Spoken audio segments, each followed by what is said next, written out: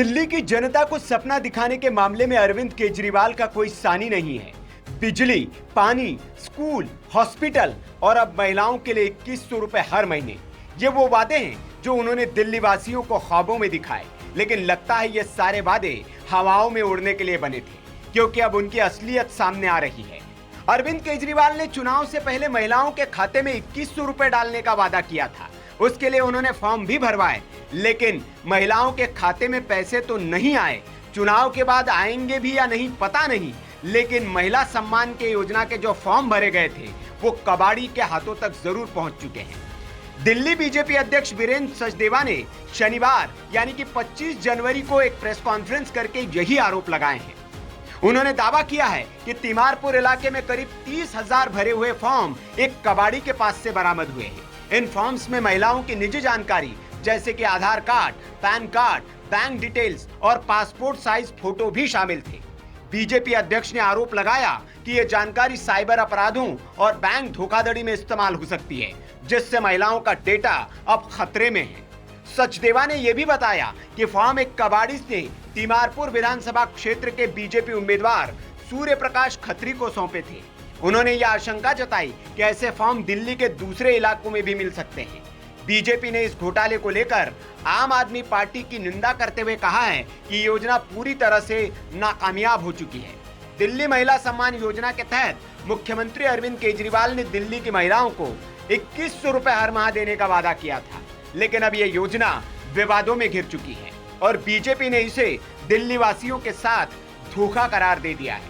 सचदेवा ने कहा कि यह घटना इस बात का प्रमाण है कि आप सरकार ने महिलाओं की गोपनीय जानकारी को सुरक्षित रखने में कोई ठोस कदम नहीं उठाए।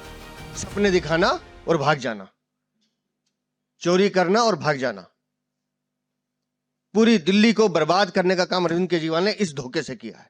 कैसे कोई साधारण आदमी विश्वास करेगा?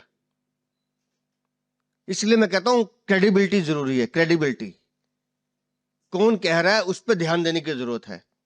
कौन धोखा देने के लिए कह रहा है और कौन विश्वास के साथ कह रहा है कि मैं आपके लिए करके दिखाऊंगा। यह बात दिल्ली की जनता को आज समझ में आनी चाहिए। पंजाब में धोखा दिया, 3 साल से वो बहनें हाथ जोड़ रही हैं, कहां गए हमारे 1,000 रुपए। और अब दिल्ली में उसी धोखे को शुरू करने का काम अरविंद केजरीवाल ने किया है। डूब के मर जाना चाहिए आम आदमी पार्टी के लोगों को, सबके सब लोगों को। चोरी और सीनाजोरी करते हैं। और मैं तो दिल्ली की बहनों से सभी से अपील करता हूं कि जो जो डिटेल आपने इनको दी है, बता रहा हूं, ये डिजिटल फ्रॉड का सबसे बड़ा खेल होने वाला है आप लोगों के साथ। ये तो वो कबाड़ी अच्छा था, ईमानदार आदमी था जो इनको दे गया सूर्य प्रकाश जी को। कहता है जी मुझे जो पैसे मिलने थे वो तो मैं उनको दिया, नहीं मिलेंगे कोई बात नहीं, लेकिन कम से कम दिल्ली के लोगों का विश्वास तो ना टूटे। और ये कागज अगर किसी गलत आदमी के हाथ में लग जाए जिसमें बैंक की डिटेल है, मोबाइल नंबर है, उसको करना क्या है जी। और मैं ये सारे फॉर्म मैं बता रहा हूं शिकायत के साथ मैं दिल्ली पुलिस को सौंपूंगा, जांच एजेंसी को सौंपूंगा कि कैसे ये डाटा इकट्ठा किया गया, कैसे ये चुनाव के समय, ये तो सीधा सीधा उनके अधिकारों पर एक तरह से कुठाराघात है।